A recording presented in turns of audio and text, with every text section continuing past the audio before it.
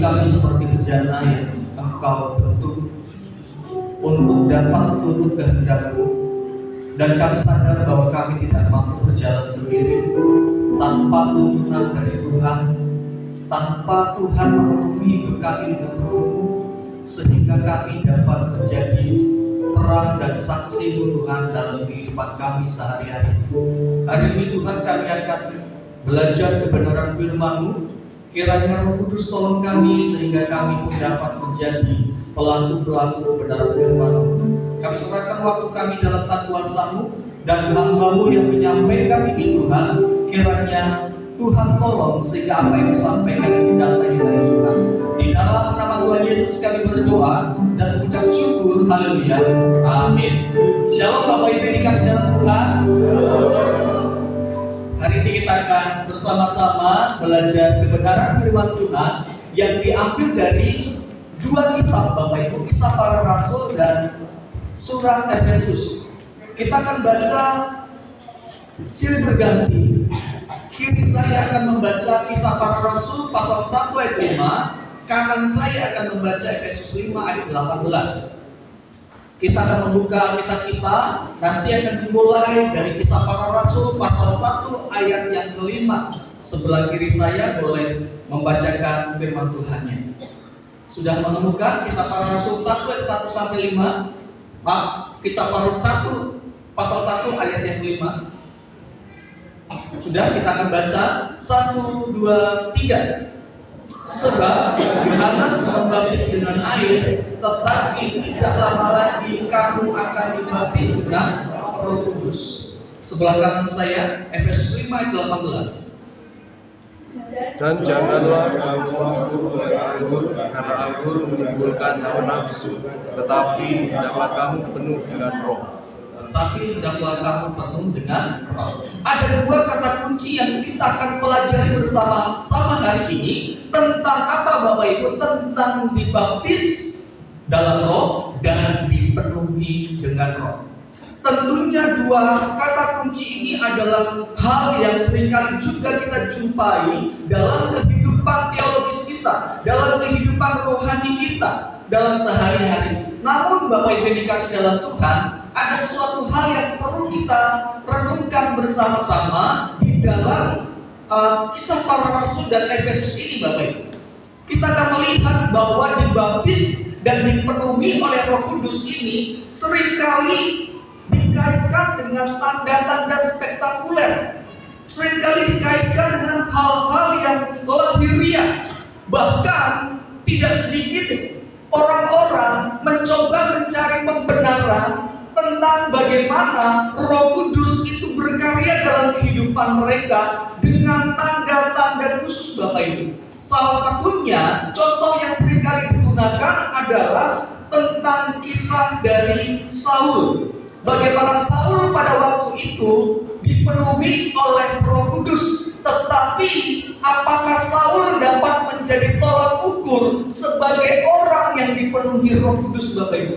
Coba kita buka dalam 1 Samuel sebagai pembanding hari ini supaya kita dapat melihat bahwa manifestasi Roh Kudus itu antara nyata dan ada yang salah paham. Kita akan melihat di dalam 1 Samuel pasal 19, kita akan melihat di bagian akhirnya Bapak Ibu, di pasal yang ke-23 dan 24-nya. Maaf, ayat 23 dan 24-nya. 1 Samuel pasal 19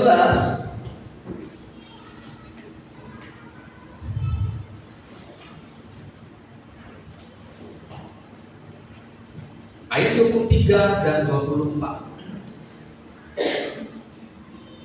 Dimulai dari 22 kita akan baca bersama-sama. 1, 2, 3. Lalu ia sendiri pergi ke Rama, sampainya ke dekat pergi besar yang di situ. Bertanyalah ia, katanya, di manakah Samuel dan Daud? Jawab orang, ada di Nayot dekat Rama. Lalu pergilah ia ke sana ke Nayot dekat Rama, dan pada dia pun hinggaplah Roh Allah. Dan selama ia melanjutkan perjalanannya, ia kepenuhan seperti Nabi hingga ia sampai ke Nayot dekat Rama. Ia pun menanggalkan pakaiannya dan ia pun juga kepenuhan di depan Samuel. Ia berubah terhantar dengan telanjang sehari-harian dan semalam-malaman itu. Itulah sebabnya orang berkata, apakah juga Saul termasuk golongan Nabi? Bapak Ibu yang dikasih dalam Tuhan, hal ini menjadi hal yang perlu kita perhatikan bersama-sama tentang kisah Saul ini. Ada yang menggunakan contoh pengalaman Saul untuk membenarkan tanda lahiriah orang yang dipenuhi oleh Roh. Namun yang menjadi pertanyaan adalah apakah hal yang terjadi dalam kehidupan Saul itu dapat menjadi tolak ukur? Yang perlu kita pertanyakan, mengapa Saul yang sangat membenci Daud, yang hatinya penuh dengan amarah, yang hatinya penuh dengan iri hati, yang hatinya penuh dengan kebencian, kenapa Tuhan seakan-akan membuat Saul berpengalaman seperti para nabi pada waktu itu Bapak Ibu? Rupanya kalau kita melihat konteks secara keseluruhan, tindakan Allah ini bukanlah bentuk pengurapan atau kepenuhan, melainkan campur tangannya untuk mencegah Saul membunuh Daud, sehingga Saul direbahkan oleh Tuhan supaya apa? Supaya Daud diselamatkan dan Saul dicegah untuk membunuh Daud Bapak Ibu. Kalau kita perhatikan konteks keseluruhannya, Saul pada waktu itu menggebu-gebu ingin membunuh Daud. Karena Allah begitu mengasihi Daud, ingin menjaga Daud supaya Daud diselamatkan, Allah menggunakan kuasanya Dengan cara ini Allah dapat mencegah Saul untuk membunuh Daud, sehingga di dalam ayat yang pertama pasal 20 Daud memiliki kesempatan untuk lari. Coba kita lihat, perhatikan pasal 20 ayat pertama. Kita akan baca 1, 2, 3. Maka larilah Daud Nayot dekat Rama, sampailah ia kepada Yonatan, lalu berkata, apa yang telah kuperbuat? Apakah kesalahanku dan apakah dosaku terhadap ayahmu sehingga ia ingin mencabut nyawaku? Rupanya ada konteks yang melatar belakangi mengapa Saul mengalami hal yang sepertinya juga dialami oleh para nabi. Ini sebagai bentuk intervensi Allah kepada Saul supaya Saul tidak membunuh Daud. Allah menjatuhkan Saul dan para utusannya sebagai tindak protektif agar Daud dapat melarikan diri. Hal ini juga dapat kita lihat dari sudut kacamata perjanjian baru. Ada banyak orang yang mempunyai banyak talenta, bakat yang luar biasa, tetapi tidak mempunyai kasih karunia dalam hidupnya. Mereka tetap mampu bernubuat, mereka tetap mampu melakukan hal yang baik, mereka tetap mampu melakukan apa yang dipandang hebat menurut manusia, seperti yang tercatat di dalam Matius 7 ayat 22 sampai 23. Coba kita buka bersama-sama. Ini sebagai latar belakang kita supaya kita memahami apa sih dibaptis dan dipenuhi oleh Roh Kudus itu. Matius pasal yang ke-7 ayat 22 sampai ayat yang ke-23.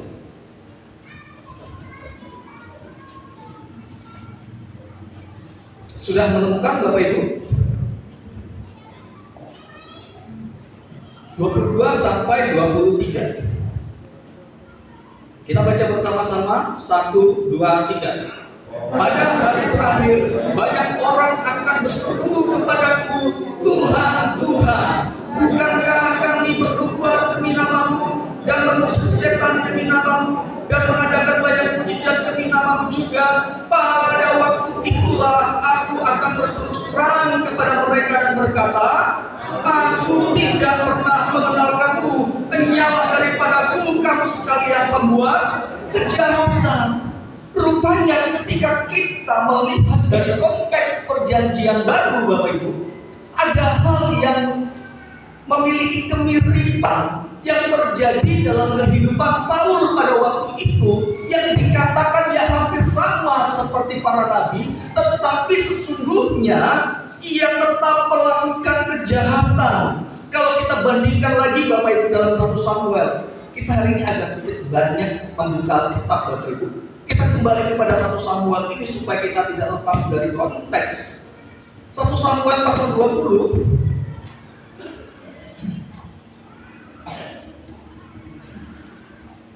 1 Samuel pasal 20 ayat 30 sampai ayat 31.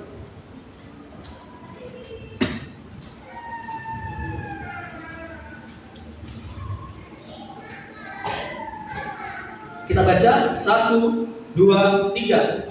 Lalu bangkitlah amarah Saul kepada Yonatan, katanya kepadanya, anak sundal yang kurang ajar, bukankah aku tahu bahwa engkau telah memilih pihak anak Isai dan itu noda bagi kau sendiri dan bagi perut ibumu, sebab sesungguhnya selama anak Isai itu hidup di muka bumi, engkau dan kerajaan tidak akan kokoh. Dan sekarang suruhlah orang memanggil dan membawa dia kepadaku, sebab ia harus mati. Bagaimana, lihat, perhatikan baik-baik Bapak Ibu.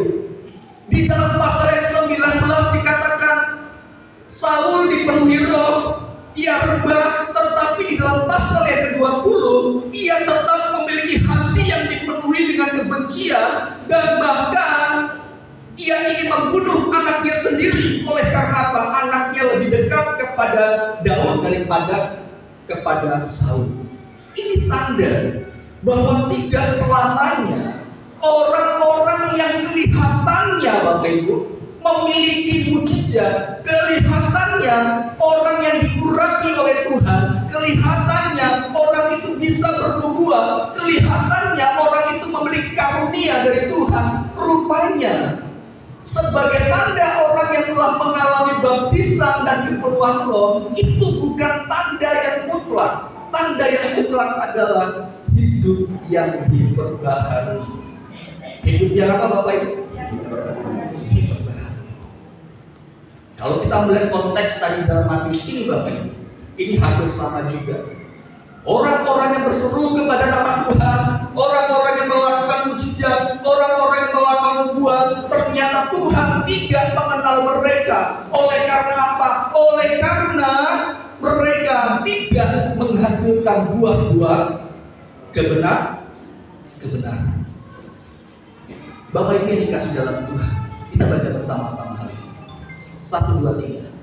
Tidak semua manifestasi spektakuler adalah tanda kepenuhan sejati. Bahkan musuh Allah pun bisa mengalami manifestasi demikian, tetapi bukan sebagai anugerah, melainkan sebagai alat penghakiman dan intervensi. Artinya apa? Bahwa Allah sanggup melakukan segala perkara dengan cara Allah sendiri untuk menolong umatnya, dan bahkan cara penolongan Allah itu dikerjakan yang sepertinya hebat. Rupanya itu ada maksud dan tujuan bagi umatnya sendiri.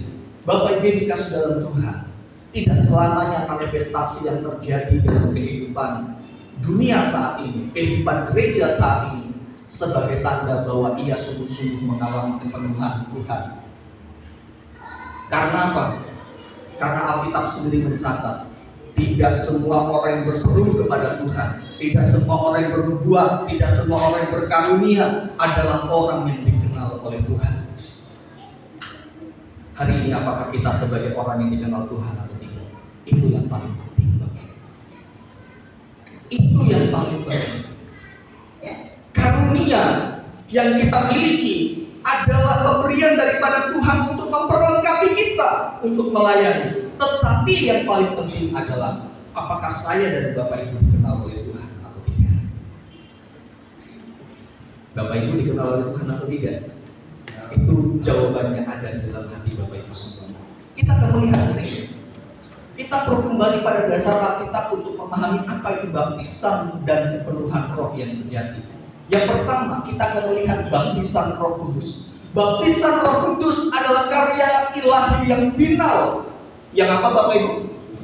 Final. Sekali seumur hidup terjadi dalam kehidupan orang-orang percaya. Seperti yang dikatakan dalam Kisah Para Rasul 1 ayat 5. Kita baca bersama-sama. 1, 2, 3. Sebab Yohanes membaptis dengan air, tetapi tidak lama lagi kamu akan dibaptis dengan Roh Kudus. Lihat, perhatikan baik-baik. Kata ganti orang di sini menggunakan kata kamu, yang artinya apa? Ditujukan kepada para murid yang mendengar pada waktu itu, karena Tuhan memang pada waktu itu menjanjikan Roh Kudus akan hadir dalam hidup mereka untuk memperlengkapi mereka, melayani, menjalankan misi Tuhan, menyampaikan Injil kepada seluruh makhluk, kepada dunia, agar dunia mengenal Tuhan.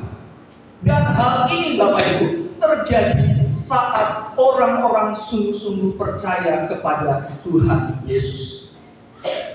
Apakah ini juga terjadi pada saya dan Bapak Ibu? Tentunya terjadi. Baptisan Roh Kudus ini terjadi ketika saya dan Bapak Ibu percaya dan mengakui Yesus sebagai Tuhan dan Juru Selamat. Saat itulah kita mengalami yang disebut dengan baptisan Roh Kudus. Karena apa? Karena saat itulah Roh Kudus menghadir dalam hidup saya dan Bapak Ibu, memateraikan hidup saya dan Bapak Ibu, sehingga saya dan Bapak Ibu semuanya menikmati janji-janji Tuhan. Efesus 1 ayat 13, coba kita buka bersama-sama.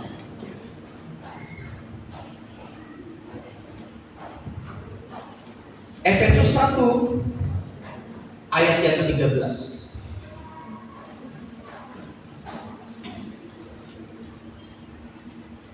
Kita baca 1, 2, 3. Di dalam Dia kamu juga, karena kamu telah mendengar firman kebenaran, yaitu Injil keselamatan, di dalam Dia kami juga ketika kamu percaya dimaterakan dengan Roh Kudus yang dijanjikannya. Jadi hari ini saya dan Bapak Ibu, ketika Bapak Ibu dan saya sudah percaya kepada Yesus, maka saya dan Bapak Ibu sudah menerima baptisan Roh itu ketika Roh itu dimateraikan dalam kehidupan saya dan Bapak Ibu. Tapi Bapak Ibu, belum tentu juga kita yang hadir di tempat ini adalah orang-orang yang percaya. Kita yang hadir di sini adalah orang-orang yang sungguh-sungguh memang ada yang datang kepada Tuhan karena ia percaya, tetapi juga ada yang datang kepada Tuhan karena mereka belum percaya.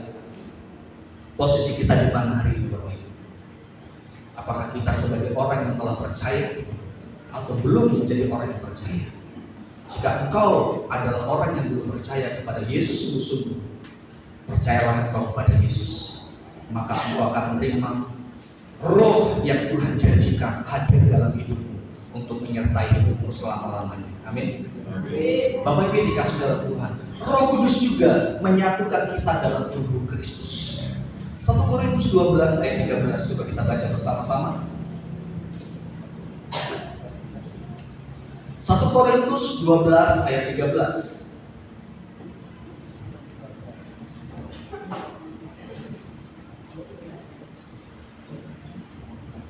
Yang sudah menemukan boleh membacakan.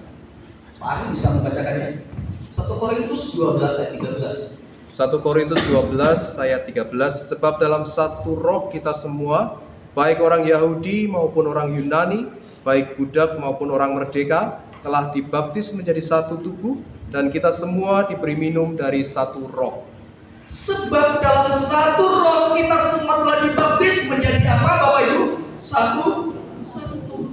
Jadi baptisan Roh Kudus ini bukan hanya menandakan kita sebagai orang percaya, tetapi menyatukan kita menjadi keluarga, menyatukan kita yang jauh ini menjadi dekat.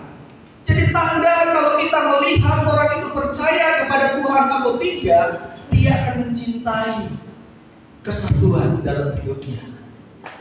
Dia akan mencintai anggota tubuh Kristus yang lainnya. Bahkan ia juga akan mencintai persekutuan bersama-sama orang-orang percaya. Karena apa?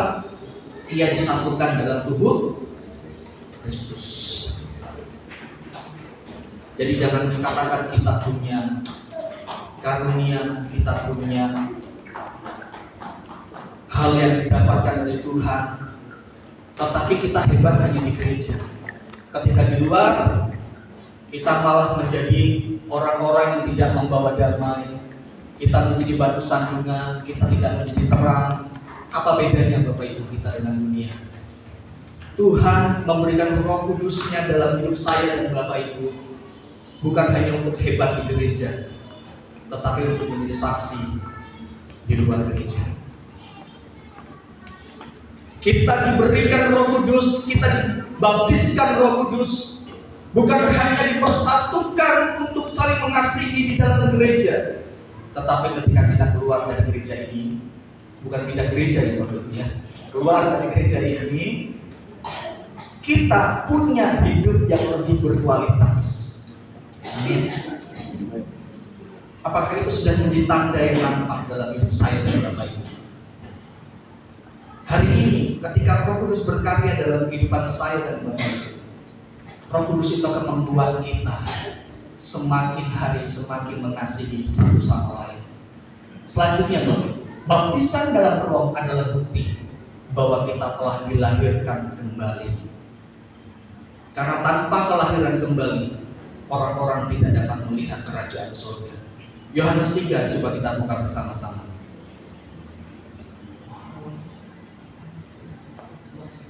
Yohanes 3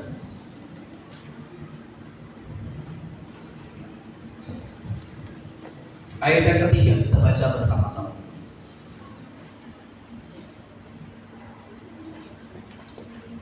Satu, dua, tiga.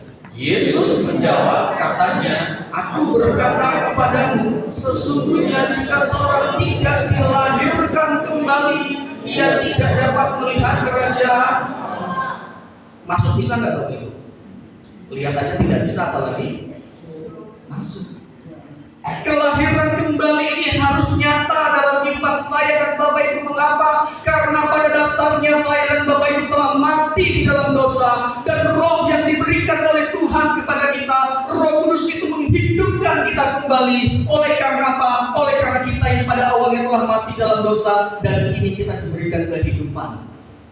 Jadi baptisan Roh Kudus sebagai tanda bahwa saya dan Bapak Ibu semuanya telah memiliki kehidupan yang baru di dalam Tuhan. Kehidupan yang baru di dalam siapa? Lihatlah Petrus Bapak Ibu. Lihatlah para murid-murid pada waktu itu. Seperti yang pemimpin acara katakan, mereka dalam ketakutan, tetapi ketika Roh Kudus turun dalam hidup mereka, mereka tidak takut lagi, tetapi mereka menjadi saksi. Apakah kita hari ini pun mengalami hal itu Bapak Ibu? Bapak Ibu dibentuk, dijadikan murid Tuhan, dijadikan orang-orang yang spesial di mata Tuhan, bahkan diberikan Roh Kudus dalam hidup saya dan Bapak Ibu dengan satu tujuan, agar saya dan Bapak Ibu dapat menjadi saksi. Karena apa? Kita sudah menerima kelahiran kembali dan diangkat menjadi anak-anak Allah.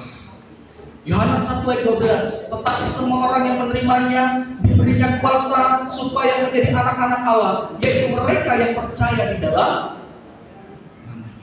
Jadi ketika kita sudah percaya kepada Kristus dan Roh Kudus hadir dalam kehidupan saya dan Bapak Ibu, dan Bapak Ibu mengalami kelahiran kembali di dalam Yesus. Hari ini ketika ada di antara kita yang belum sungguh-sungguh percaya kepada Tuhan, segeralah hadir, segeralah datang menyerahkan hidupnya kepada Tuhan Yesus. Agar apa? Agar kelahiran kembali itu terjadi dalam kehidupan saya dan Bapak Ibu. Amin. Jadi baptisan dalam Roh adalah bukti bahwa kita telah dilahirkan kembali. Lantas berkatnya apa? Yang pertama, kita dijamin penyertaan dari Tuhan. Kaum perempuan bisa membacakan, kaum wanita bisa membacakan Yohanes 14 ayat 16 sampai 18. Yohanes pasal 14 ayat 16 sampai 18.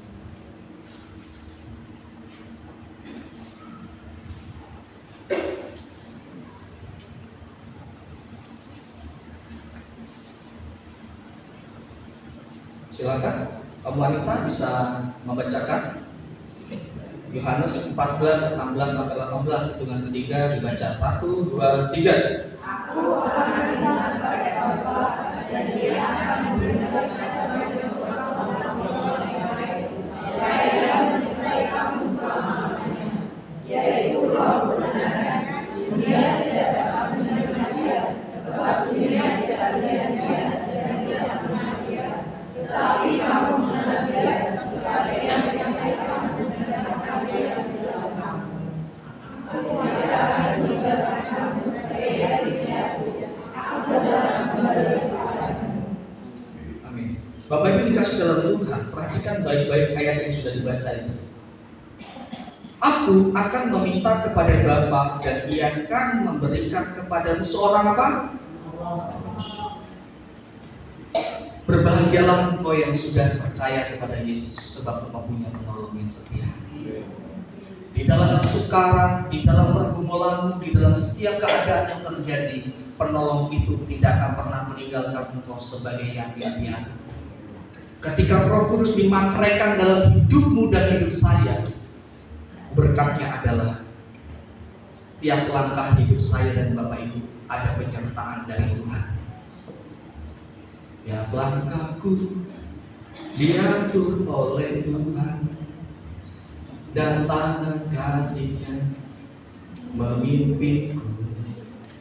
Bapak Ibu, ketika Bapak Ibu dan saya ditolong oleh Tuhan, dipimpin oleh Tuhan, maka kita harus tunduk di bawah pimpinan siapa? Tuhan. Tapi faktanya kita cenderung maunya kita dipimpin oleh diri sendiri, betul ya? Tuhan, saya nggak mau loh jalan situ Tuhan. Itu banyak kerikil, banyak curang, jalannya belum rata, saya mau ke situ saja. Itu sudah halus, sudah diaspal, sudah nyaman. Monggo Tuhan lewat sana, saya lewat sini saja. Kalau kita mengalami penderitaan yang lebih hebat, salah siapa Bapak Ibu? Kita menyalahkan Tuhan? Karena kita tidak mau urut Tuhan saja Bapak Ibu. Kita memilih jalan pintas kita. Sehingga kita tidak merasakan bagaimana Tuhan menuntun menyertai kehidupan saya dan Bapak Ibu. Jadi orang-orang yang sudah menerima penolong dari Tuhan, hendaknya ia ditundukkan oleh Tuhan, untuk disertai oleh Tuhan, untuk dipimpin oleh Tuhan. Siap Bapak Ibu? Hal yang kedua, diberi keberanian untuk memanggil Allah sebagai siapa? Bapa. Kamu lagi-lagi membaca Roma 8 ayat 14 sampai 16.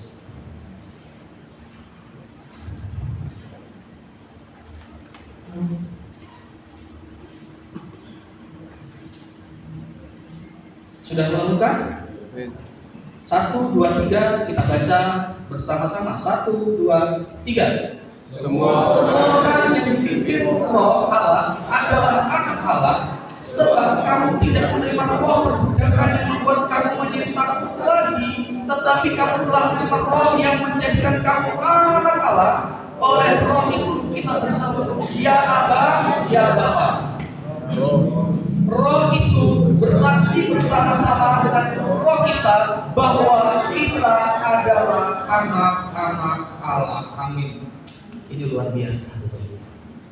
Tidak ada hal jaminan di luar sana selain di dalam iman Kristen yang mengatakan Allah kita adalah Bapa.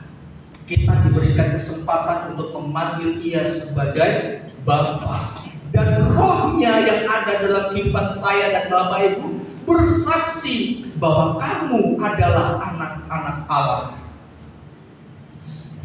Ini penghiburan yang begitu luar biasa. Apalagi di masa dunia saat ini yang hidupnya ego, banyak hal yang membuat merasa sendiri, banyak hal yang membuat mungkin kita kecewa dan takut. Tetapi firman Tuhan hari ini memberikan satu pengharapan bagi saya dan Bapak Ibu.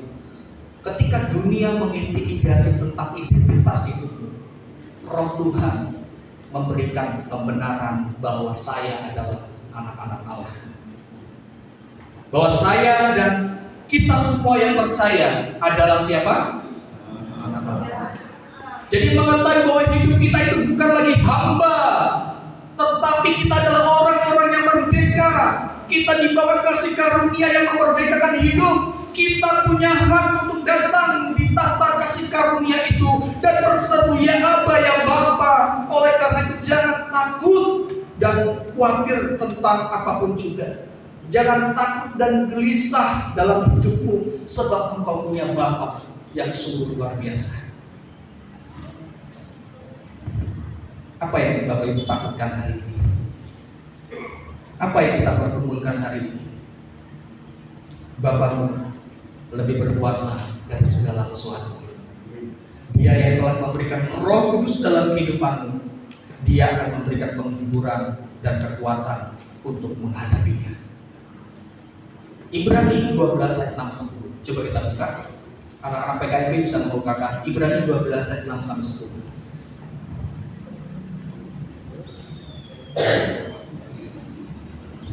Ibrani 12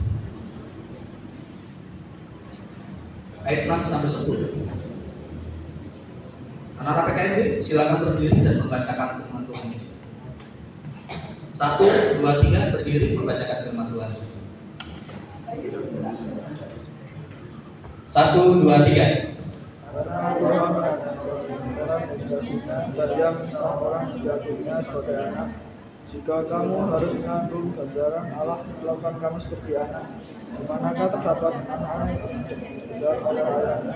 Tetapi kalau kamu bebas dari ganjaran yang harus diderita setiap orang, maka kamu bukanlah anak, tetapi anak-anak gambang. Selanjutnya dari ayat kita yang sebenarnya kita beroleh ganjaran dan mereka kita hormati. Kalau demikian, bukankah kita harus bertaat pada Bapa segala roh supaya kita boleh hidup? Sebab mereka mendidik kita dalam waktu yang pendek sesuai dengan apa yang mereka anggap baik. Tapi Dia mengajar kita untuk kebaikan kita supaya kita beroleh bagian dalam kekudusan. Amin. Silakan untuk kembali. Perhatikan baik-baik Bapak Ibu. Status kita sebagai anak memberikan pengertian baru tentang penderitaan dan kesulitan hidup, bahwa segala sesuatu kesulitan hidup dan penderitaan itu bukanlah bentuk murka Allah atas hidup kita, melainkan didikan seperti ayah yang mendidik anaknya. Di dalam ayat yang ke-7 dikatakan, jika kamu harus menanggung ganjaran, Allah memperlakukan kamu seperti siapa Bapak Ibu? Berbahagialah engkau yang dipenuhi dan dibaptis oleh Roh Kudus. Engkau diingatkan bahwa segala penderitaan hari ini yang kau alami adalah penderitaan yang Tuhan izinkan untuk mendidik kita sebagai anak, bukan lagi hamba, tetapi seorang anak. Ini seharusnya membuka pikiran kita yang baru, pengertian kita yang baru. Ketika kita mengalami kesulitan, ketika kita mengalami pergumulan, ketika kita mengalami tantangan, ujian, rupanya Tuhan yang mengasihi kita, Bapa yang baik itu mendidik kita sebagai siapa? Anak. Bahkan di dalam ayat yang ke-10 kita baca bersama-sama 1, 2, 3. Sebab mereka mendidik kita dalam waktu yang pendek sesuai dengan apa yang mereka anggap baik, tetapi Dia menghajar kita Kebaikan kita. untuk apa? Kebaikan kita. Kebaikan kita. Bapak Ibu, gue sangat percaya ketika Tuhan menghajar kita, karena semuanya untuk kebaikan kita. Apapun yang Tuhan izinkan terjadi dalam hidup saya dan Bapak Ibu, semua hanya untuk kebaikan kita. Tuhan tidak pernah mendatangkan kecelakaan. Tuhan tidak pernah mendatangkan hal yang buruk dalam kehidupan saya dan Bapak Ibu. Tuhan hanya mendatangkan kebaikan. Kebaikan itu dimulai dari apa? Dari penderitaan yang harus kita lewati. Bagian kedua Bapak Ibu, tentang baptis, hidup yang dipenuhi Roh, hidup yang dipenuhi. Kita baca ayatnya 1, 2, 3. Janganlah kamu mabuk oleh anggur, karena anggur menimbulkan hawa nafsu, tetapi hendaklah kamu penuh dengan Roh. Jadi kata dipenuhi ini adalah bentuk present imperatif. Apa itu? Perintah yang bersifat berkelanjutan, yang terus-menerus terjadi dalam kehidupan orang percaya. Inilah yang membedakan baptisan Roh dan dipenuhi Roh. Di baptisan Roh itu sekali seumur hidup ketika engkau percaya kepada Yesus. Dipenuhi Roh itu berkali-kali ketika hidupmu menyerahkan diri untuk dipimpin oleh Tuhan, hidupmu takut akan Tuhan, hidupmu taat akan firman Tuhan. Di sanalah kita akan dipimpin oleh Tuhan dan dipenuhi oleh Roh-Nya. Jadi Bapak Ibu, kita harus membedakan baptisan Roh dan dipenuhi Roh. Baptisan Roh sekali seumur hidup, dipenuhi Roh berkali-kali. Karena ini berbicara bagaimana Tuhan memimpin hidup saya dan Bapak Ibu. Hidup yang mau dipimpin oleh Tuhan. Jadi pemenuhan Roh adalah kondisi yang harus diusahakan setiap hari. Diusahakan setiap hari. Penuh dengan Roh terjadi ketika seorang percaya itu sungguh-sungguh menyerahkan hidup pada pimpinan Tuhan, dan akhirnya dimampukan untuk menunjukkan buah Roh. Bukan buah-buah Roh ya Bapak Ibu, tapi buah Roh. Karena bentuk tunggal. Ini yang juga seringkali salah kita tafsirkan. Seakan-akan buah Roh itu seperti ada pisang, ada jeruk, ada semangka, ada stroberi. Tidak Bapak Ibu, tidak dipisah-pisah demikian. Buah Roh itu satu rangkaian bulatan ini, seperti misalnya di dalamnya itu ada kasih, ada sukacita, ada penguasaan diri dan sebagainya. Jadi ketika engkau dipenuhi oleh Roh, kita tidak bisa mengatakan, oh saya hanya bisa mengasihi. Enggak. Dipenuhi Roh itu berarti satu kesatuan. Engkau akan menghasilkan buah Roh dalam hidupmu yang pasti terjadi dalam kehidupanmu, dan engkau dipimpin oleh Tuhan. Jadi kalau orang berkata, oh saya hanya bisa mengasihi dulu Bapak Ibu, Bapak-bapak, Ibu, ya dia belum total untuk menyerahkan dirinya kepada Tuhan.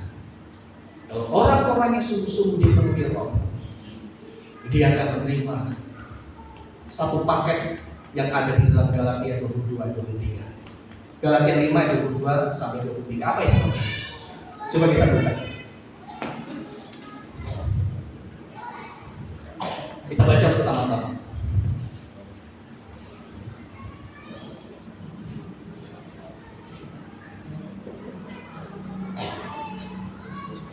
Sudah menemukan? Kita baca 1, 2, 3.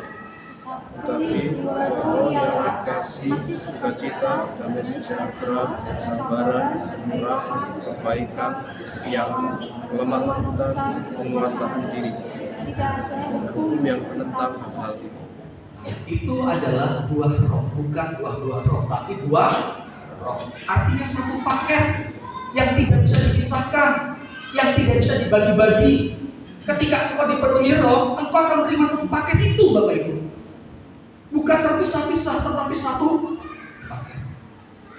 Inilah mengapa dipenuhi roh sama artinya hidup dipimpin roh. Ia akan hidup dalam ketaatan pada firman Tuhan dan penyangkalan diri. Paulus mengontraskan kendali anggur dengan kendali roh. Dengan orang yang mabuk berarti hilang kendali. Jangan seperti orang-orang mabuk, Bapak Ibu, yang kehilangan kendali. Karena roh akan memimpin kita pada pengendalian diri. Hari ini Bapak Ibu, kepenuhan roh adalah dorongan terus-menerus. Untuk apa? Mengabdi kepada siapa? Kristus, dan menjadikan hidup kita sebagai alat kemuliaan. Kita baca bersama-sama 1, 2, 3. Kepenuhan roh adalah dorongan terus-menerus untuk mengabdi kepada Kristus dan menjadikan hidup kita sebagai alat kemuliaan. Jadi Bapak Ibu yang dikasih dalam Tuhan, kepenuhan roh sifatnya itu bersyarat hanya bagi mereka yang hidup dalam ketaatan, kekudusan, dan kerendahan hati. Tujuannya apa? Memuliakan Kristus, menghasilkan buah roh, memberikan kuasa dalam melayani secara efektif. Mari pada saat hari ini Bapak Ibu yang dikasih dalam Tuhan, kalau kita melihat konteks secara meluas dari Efesus ini, pasal 5 dan pasal 6, kepenuhan roh berlangsung berdampak pada relasi anggota tubuh dan rumah tangga. Istri tunduk kepada suami dalam Tuhan, suami mengasihi istri seperti Kristus, anak taat kepada orang tua tidak membangkitkan amarah. Jadi kepenuhan roh itu bukan hanya berlangsung di dalam gereja, tetapi di dalam rumah tangga, di dalam kehidupan sehari-hari. Lihatlah para suami-suamimu, lihatlah para istri-istrimu. Apakah berbeda di gereja dan di rumah? Kalau berbeda, perlu tanyakan. Benar nggak tadi di gereja? Kamu sepertinya serius kepada Tuhan, tapi kok di rumah nggak serius mengasihi saya sebagai istrimu, nggak serius mengasihi saya sebagai suamimu, nggak serius mengasihi anak-anakmu, nggak serius hidup di dalam kasih kepada sesama.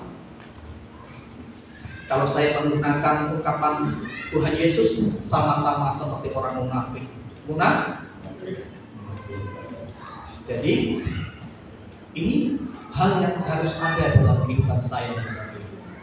Orang-orang yang dipenuhi roh bukan hanya dia sesuatu hal yang ada di dalam gereja, tetapi ada juga di dalam rumah tangga, ada di dalam kehidupan masyarakat, sehingga ia menjadi saksi, sehingga ia menjadi teladan. Hari ini sudahkah anak-anakmu melihat imam yang ada dalam hidupmu? Apakah hari ini istrimu sudah melihat imam yang ada dalam hidupmu? Apakah hari ini suamimu sudah melihat imam dalam hidup istrimu? Istri dari suaminya maksudnya. Bapak Ibu yang dikasih dalam Tuhan, mari pada saat hari ini kita bersama-sama untuk kita tidak berhenti pada status kita sebagai anak-anak Allah. Kita baca bersama-sama. Jangan puas hanya dengan posisi kita sebagai anak. Kejar terus proses, terus dipenuhi oleh roh melalui doa, firman, ketaatan, dan kejarlah kekudusan. Mari bersama-sama hari ini. Orang-orang yang dipenuhi roh akan punya karakteristik yang tercatat dalam Efesus 5:18-21.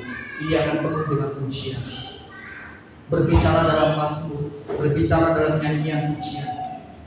Ia akan penuh dengan ucapan syukur, bersyukur dalam segala keadaan. Ia akan penuh dengan kerendahan hati, merendahkan diri dalam takut akan Kristus. Hari ini Bapak Ibu yang dikasih dalam Tuhan, sebagai kesimpulannya, senang ya kesimpulannya. Baptisan Roh Kudus adalah karya Allah yang final dan penuh kasih, yang memateraikan hidup kita sebagai anak-anaknya dan menyertai kita, mengangkat kita, menyatukan kita dalam satu tubuh Kristus. Namun kita juga dipanggil untuk terus hidup dipenuhi oleh Roh setiap hari. Hidup yang ditandai dengan pujian, syukur, dan kerendahan hati. Jangan sampai kita seperti siapa? Saul, yang keras hati meskipun mengalami kuasa Allah, tetapi hiduplah seperti para rasul yang dipimpin oleh Roh dengan keberanian dan kesetiaan hingga akhir. Saya ingin melihat Bapak Ibu dan saya ingin berdoa bagaimana Bapak Ibu dan saya setia sampai akhir. Tuhan Yesus memberikan kita semua. Mari kita tundukkan kepala.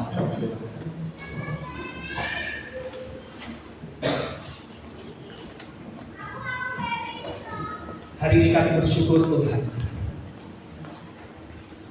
Engkau mengingatkan kami dalam satu perkara, bahwa hidup kami harus berpengalaman di dalam Tuhan. Hidup kami harus terus bertumbuh di dalam Tuhan. Tapi kami sadar bahwa kami tidak mampu berjalan sendiri. Kami hanya ingin berdoa, penuhi kami dengan Roh-Mu Tuhan. Itu yang hanya kami bisa lakukan dalam kehidupan kami, sehingga kami dapat bersaksi, sehingga kami dapat menjadi teladan, sehingga kami pun hidup kami berdua nampak sebagai orang-orang yang mengasihi Tuhan dan sesama. Ini kerinduan kami untuk kami ubahkan hati kami. Ceritakan kami Tuhan, jamalah kami.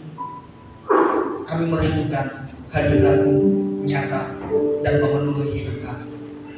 Allah Roh Kudus memenuhi kami. Biarkan pujian ini mengantarkan kita sebagai pujian respon kepada Tuhan, supaya kita sungguh-sungguh menyerahkan hidup kita sebagai doa kita kepada Dia yang telah mengaruniakan Roh-Nya kepada kita. Dan hari ini, bila ada Bapak Ibu yang belum percaya sungguh-sungguh kepada Tuhan, terimalah Yesus, alamilah kasih-Nya, alamilah curahan Roh-Nya dalam hidupmu, maka engkau akan mengalami satu perubahan hidup, mengarah kepada keserupaan kepada Kristus. Allah Roh Kudus memenuhi kami. Terima kasih.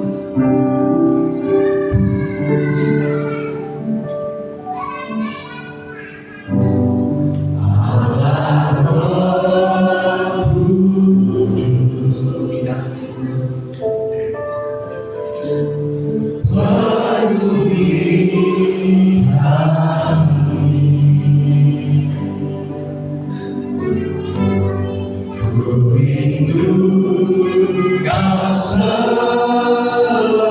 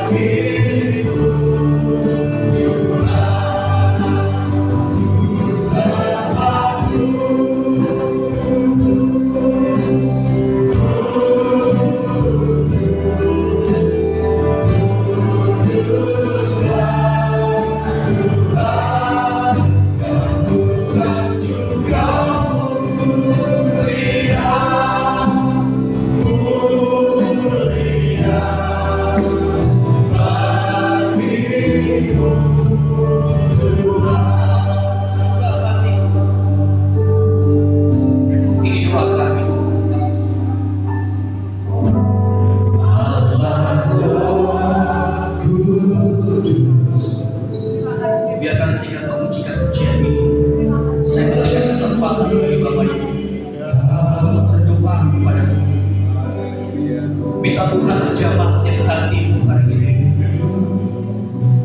Saya ingin bertanya kepada Bapak Ibu semuanya, bila mana ada hari ini engkau yang belum percaya sungguh-sungguh kepada Tuhan, hari ini percayalah kepada Dia.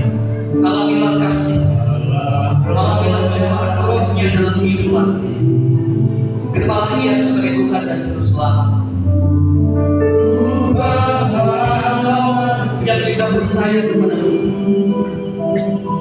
ketika kau melihat perjalanan begitu sulit, begitu banyak pergumulan, ingatlah ketika engkau meminta Tuhan memberi hidup, engkau akan disertai, engkau akan dipimpin, engkau akan diberikan kekuatan untuk menghadapi semuanya, bukan dengan kekuatanmu, tetapi dengan anugerah yang Tuhan berikan dalam hidup. Terimalah kasih-Nya.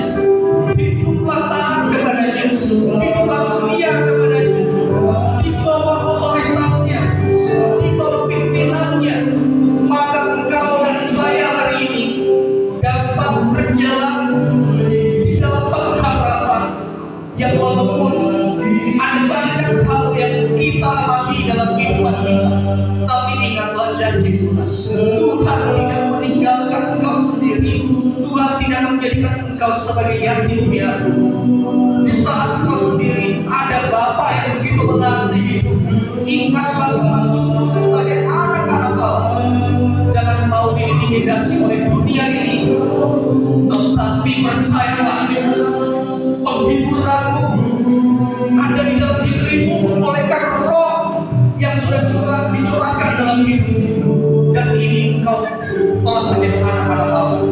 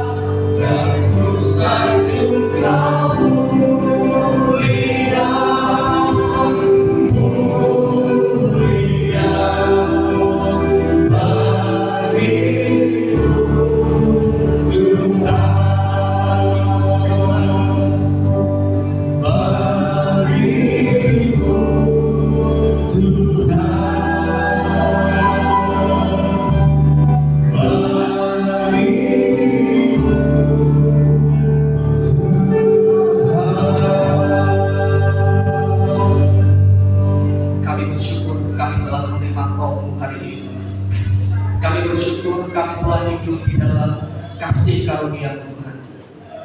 Tuhan kiranya tolong setiap umat hari ini untuk dapat berjalan dalam bimbingan Roh dalam hidup mereka, sehingga mereka pun dapat tenang, mereka pun dapat hidup di dalam kemerdekaan mereka di dalam Kristus. Inilah firman yang sudah kami dengar. Kiranya terus menguatkan hidup kami, untuk kami terus berpengharapan, untuk kami mengerti siapakah diri kami di hadapan Engkau Tuhan. Hanya di dalam nama Tuhan Yesus kami berdoa dan ucap syukur. Haleluya. Amin. Silakan berdoa.